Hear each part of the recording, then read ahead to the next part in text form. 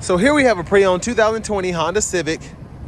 This one is a sedan, sport trim level. We have their modern steel metallic paint, and then we have the black cloth interior.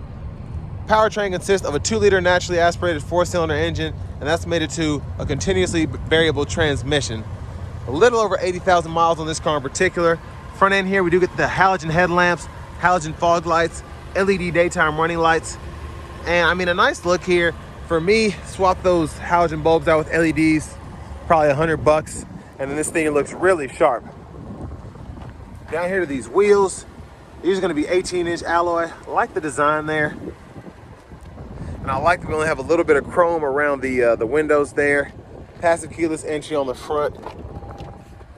And then to the door panel, we have one-touch up and down windows on the front, regular power windows on the back, power door lock controls, rear window locks, power mirror controls, and then we do have our trunk release there.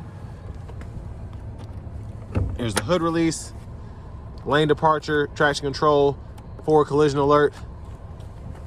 And then we do get a manual tilt telescoping steering wheel. The release is back there for that.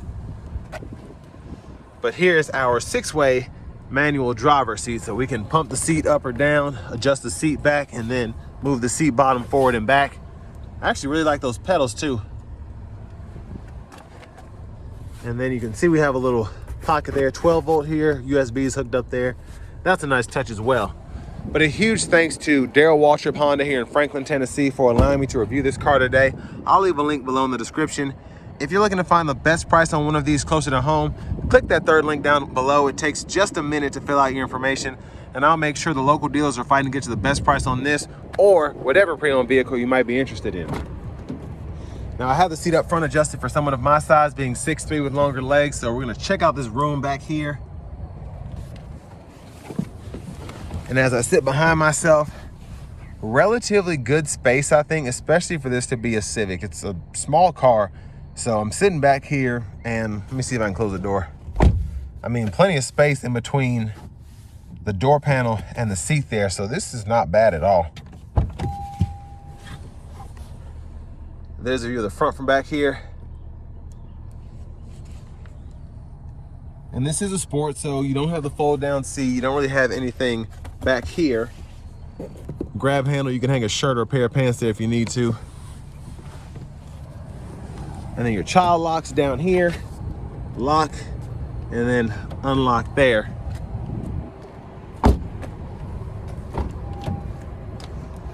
There's a trunk. And capless fuel filler there. This will take regular.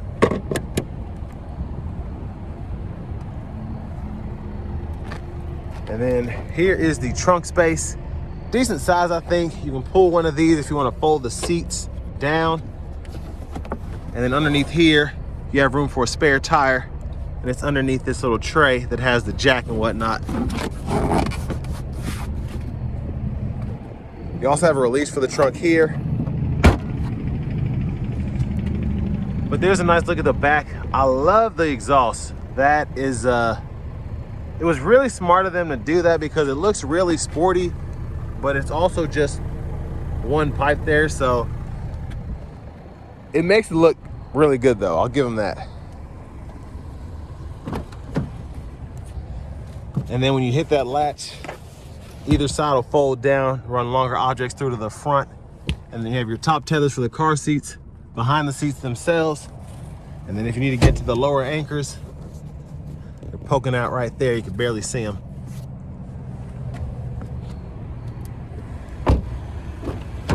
And then front passenger seat, manual 4-way.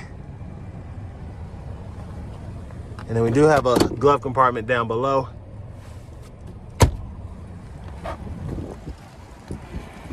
And as we come back around to the front end, just a quick look in the engine bay.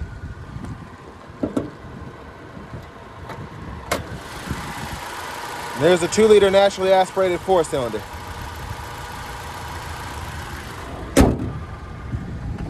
And before we hop in the driver's seat, I'm just going to show you what the blinkers look like.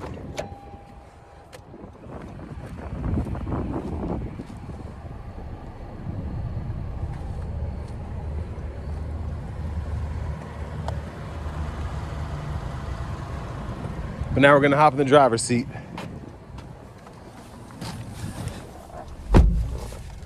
So leather wrap steering wheel here, nice touch on this Sport. There's the horn. Over here to the radio, we do get AM, FM, and then we also have Apple CarPlay, Android Auto wired here, Bluetooth.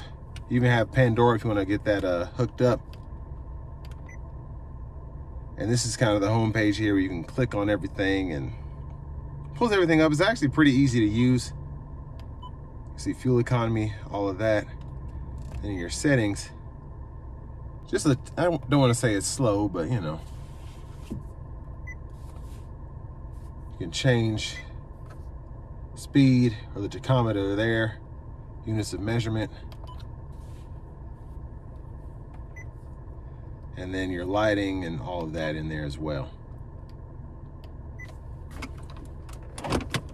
Backup cameras here. Guidelines follow you as you turn the steering wheel. You can change the angles as well.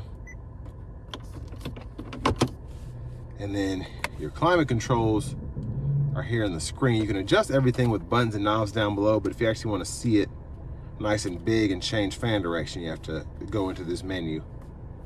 Turn the AC on or off, all of that. And then you can adjust the brightness by pushing this button here. And that's pretty much all the important stuff, I think. Then down here, it's kind of just like a little storage tray. But for the shifter, push this button, reverse and neutral drive. You have that sport mode there. And then you have the automatic brake hold there, electronic parking brake, pull up to engage, hit the brake, press down to get disengage. Econ mode, you can turn that on or off there. And right in here, bottle holders. And then you have a little storage tray down in there. Let's look at the back seat from up here.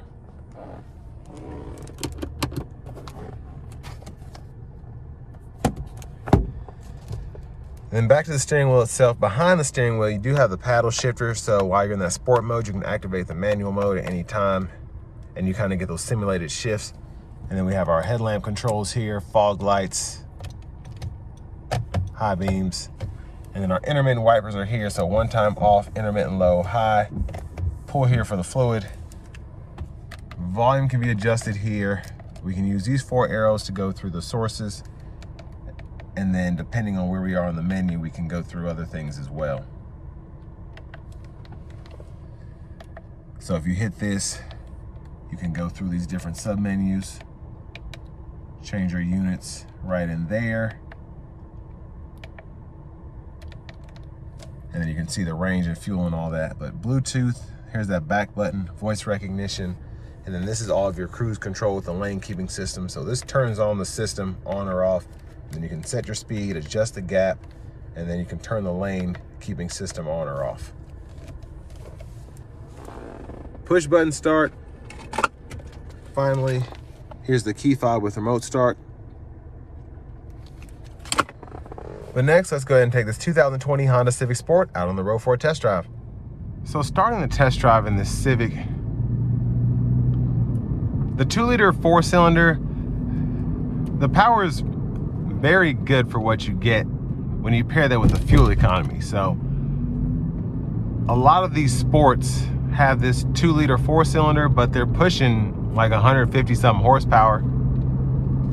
And you can also modify them as well pretty easily, I would say, compared to other cars. And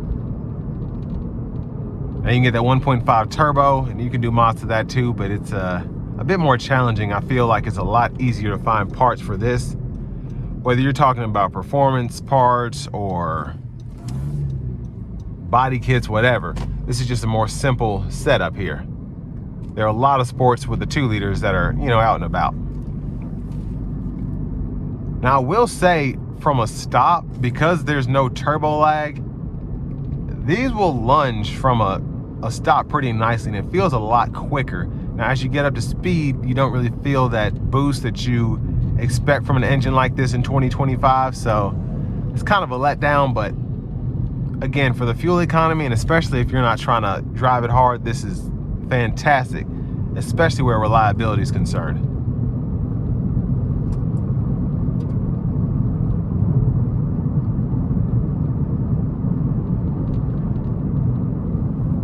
Now, I've experienced some interesting things with Honda Civics. You'd expect them to be bulletproof, but I've come across a couple that I've even done a test drive on one, I think, that I almost blew up. I don't know how, but it was wild.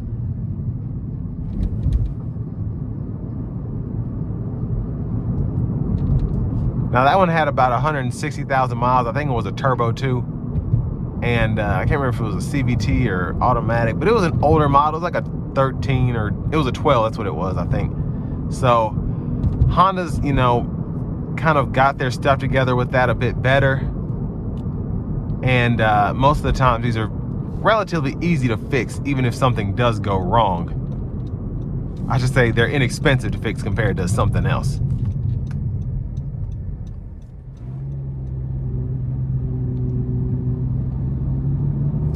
I'm gonna put it in a sport mode. I'm just gonna give it a pull here and see what it sounds like. Here we go.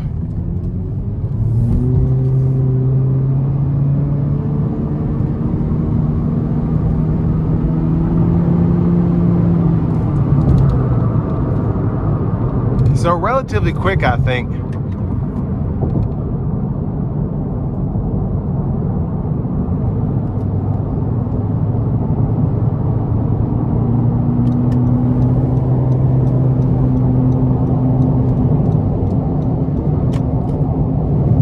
Now I want to give one more huge thanks to Darrell Waltrip Honda here in Franklin, Tennessee for allowing me to review this car today.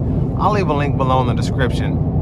If you're looking to find the best price on one of these closer to home, click that third link down below. It takes just a minute to fill out your information, and I'll make sure the local dealers are fighting to get you the best price on this or whatever used vehicle you might be interested in. Now I will say, compared to Honda's newer systems, I feel like this is solid for what you get in the sport trim. You can kind of use it like lane centering, but it doesn't necessarily keep it straight. It'll kind of like weave here and there randomly, but for the most part, it's a solid system, again, especially for a car of this caliber.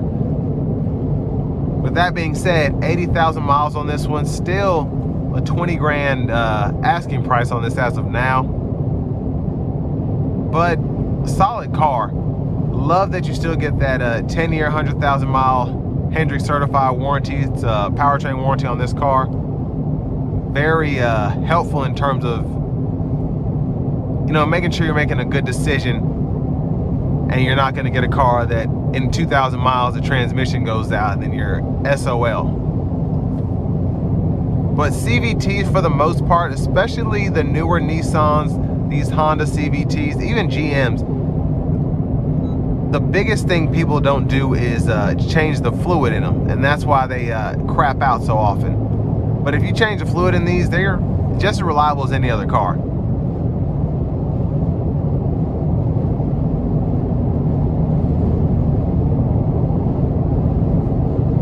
And you know, just how expensive everything is nowadays, I think this is still a bargain for this amount of money, because the fuel efficiency, the simplicity of driving. Really not a lot of cars are being made. Honda's still making cars, Toyota's still making cars, but a lot of people are getting out of the car market, specifically the American automakers, and going to these small SUVs, which I think is a shame, because I love my cars personally. I love driving cars. They're just very easy to use, have a smaller kind of footprint while going down the road. But this Civic, I think, still has a ton of life left in it, and took me on a very good test drive. So with all that being said, this will bring me to the end of my review of this 2020 Honda Civic Sport.